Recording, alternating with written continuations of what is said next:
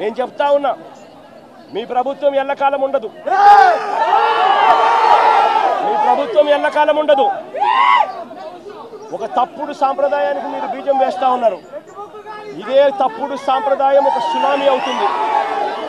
రేపొద్దున మీ నాయకులందరికీ కూడా ఇదే గతి పడుతుంది.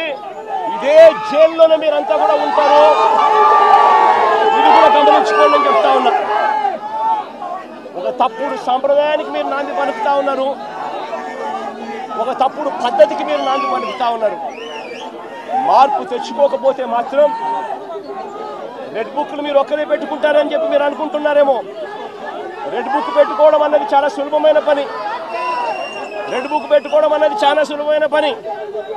నేను మనం మీ విలేకరు కృష్ణకి చెప్పి, కృష్ణ నువ్వు ఒక రెడ్ బుక్ మెయింటైన్ చేయంటే కృష్ణ కూడా మెయింటైన్ చేస్తాడు ఒక రెడ్ బుక్. నీ పేరేం పేరన్నా?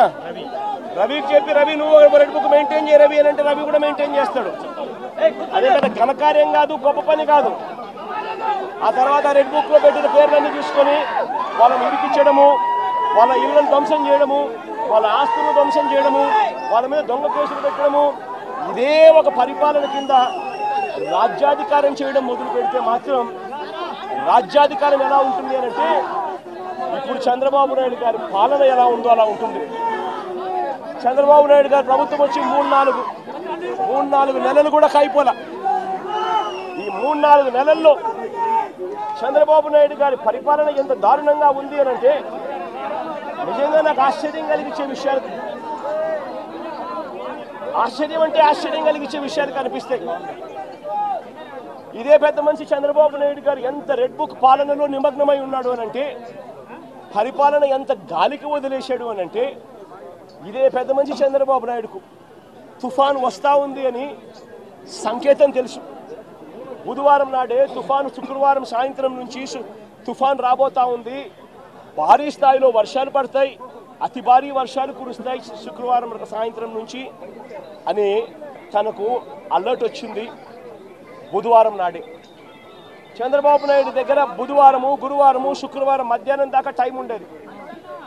కానీ చంద్రబాబు నాయుడు గారు అనే వ్యక్తి ఎంతగా ఈ మనిషి రెడ్ బుక్ పాలన మీద ధ్యాస పెడతా ఉన్నాడో తప్ప ప్రజల అగసాట్ల మీద ధ్యాస పెట్టడం లేదన్న దానికి ఇదే నిదర్శనం. ఈరోజు జగన్మోహన్ రెడ్డి పార్టీని డ్యామేజ్ చేశాడు. మళ్ళా నేను పార్టీ బాధ్యతలు తీసుకొని, పార్టీ అధ్యక్ష పదవి తీసుకొని నేను మళ్ళీ పార్టీని ముందుకు తీసుకొని యోచనలో నేను ఆలోచన చేస్తున్నాను. చూద్దాం ఏమవుతుందో.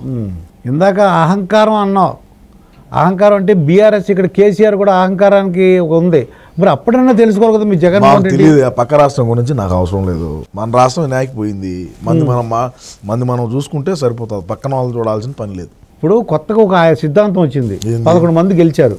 దాంట్లో మెజార్టీ పీపుల్ కూటమిలో జాయిన్ అయితే మొత్తం విలీనం చేసేచ్చాడు. నువ్వు భలే ఓడి ఆడుదాం ఆంధ్రాకు, మాకు జట్టు దొరికింది, క్రికెట్ టీం దొరికిందని మేము ఆలోచన చేస్తా ఉంటే ఇదే నిజం. అదే అవునయ్యా, మేము చెప్పేది ఆడుదాం ఆంధ్ర అని చెప్పి ఒక ప్రోగ్రామ్ పెట్టినాము. ఆడుదాం ఆంధ్ర, మాకు ఆడుదాం ఆంధ్ర అనే దానికి మాకు టీం దొరికింది, 11 మంది క్రికెట్ టీము. మేము పెట్టుకుందాం అని చూచాను, నువ్వేదో మమ్మల్ని మెంగబెట్టేదానికి వచ్చినట్టు వేడికి అలా అందరూ అనుకుంటున్నారు. 6 వెళ్ళిపోతే చాలు, ఇంకేముండదు, విలీనం చేసినట్టు అయిపోతుంది, మొత్తం రద్దు అయిపోద్దని. లేదు లేదు లేదు, అక్కడ రఘురామకృష్ణరాజు ఉన్నాడంటే 2 అమ్మాయిలు. నేను రాత్రి కూడా రఘురామకృష్ణరాజుతో డిబేట్లో కూర్చున్నా, ఆయన అదే అన్నాడు, మీకు ప్రతిపక్షం కూడా లేదు, జగన్మోహన్ రెడ్డి అసెంబ్లీకి రాడు. నేను అనిపించి దగ్గర ఉండి ఎట్లా ఒకటి చేసి. ఈయన ఏమంటాడంటే రఘురామరాజు గారు 2 అమ్మాయిలకి పెళ్లి చేసి మనవాళ్ళతో చక్కగా హాయిగా ఉండు, వద్దు నీకు శాశ్వత జీవితం గడపం అంటున్నాడు.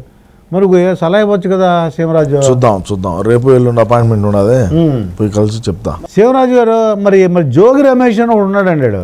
ఈడిది యాక్చువల్లీ పెడన, 2019లో పెడన నుంచి శాసనసభ్యుడిగా ఎన్నికై అసెంబ్లీలో పెట్టినాడు అడుగు.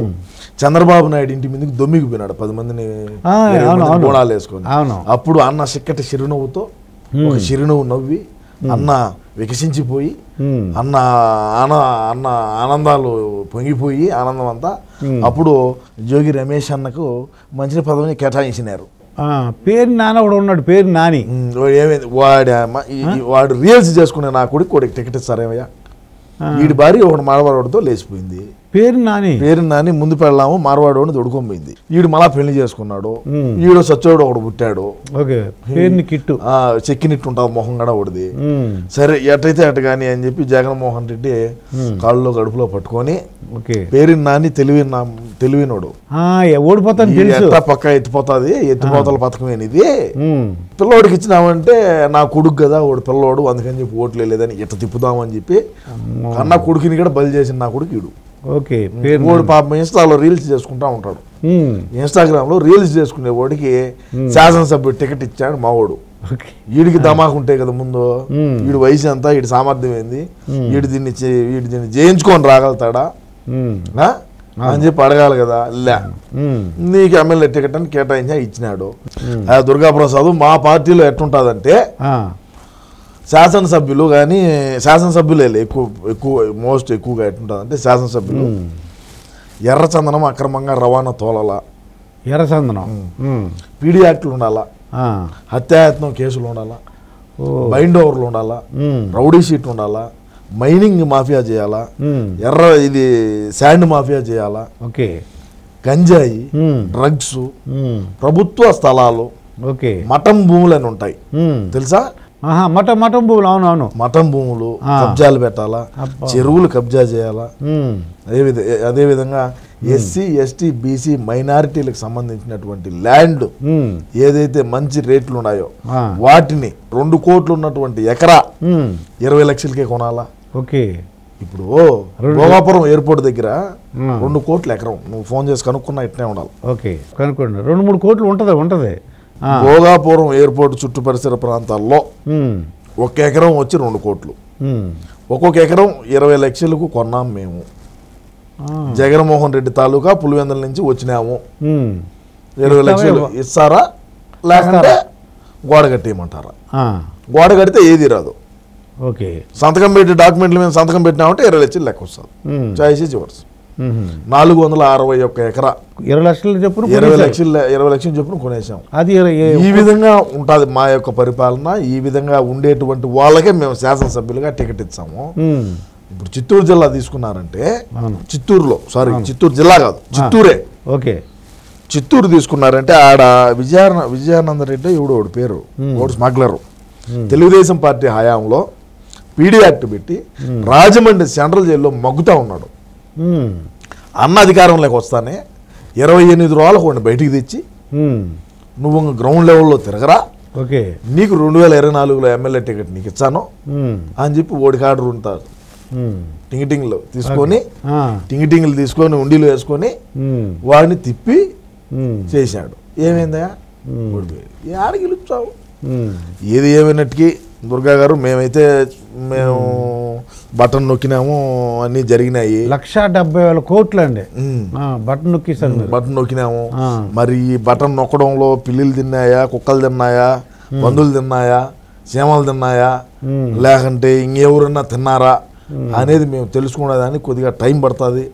మేము ఆ పరిశీలన చేసే దాంట్లో ఉన్నాము. ఖచ్చితంగా ఇటు రాయలసీమలో ఎవడు ద్రోహం చేశాడు, కోస్తాంధ్రాలో ఎవరు చేశారు, ఉత్తరాంధ్రలో ఎవరు చేశారు అనేది మేము తప్పకుండా కనుక్కొని 2034కో 2039లోనూ మళ్ళా కూడా మా పార్టీ అధికారంలోకి వచ్చాదని అయితే మేము గట్టి దృఢ సంకల్పంతో ముందుకు పోతామని తెలియజేసుకుంటా ఉన్నాం.